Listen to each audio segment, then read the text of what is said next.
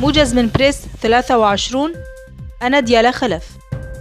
المعارضة السورية المسلحة تجدد قصفها على حي الشيخ مقصود في حلب ذو الغالبية الكردية. هجمات انتحارية تستهدف وحدات حماية الشعب في الشدادة.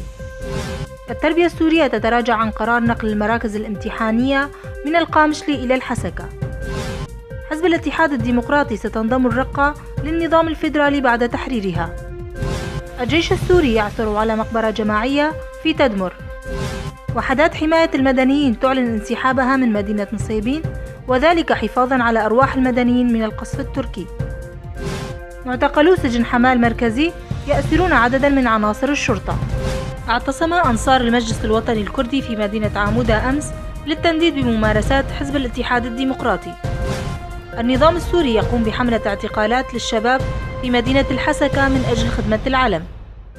للمزيد من المعلومات والأخبار يرجى زيارة موقعنا www.press23.com.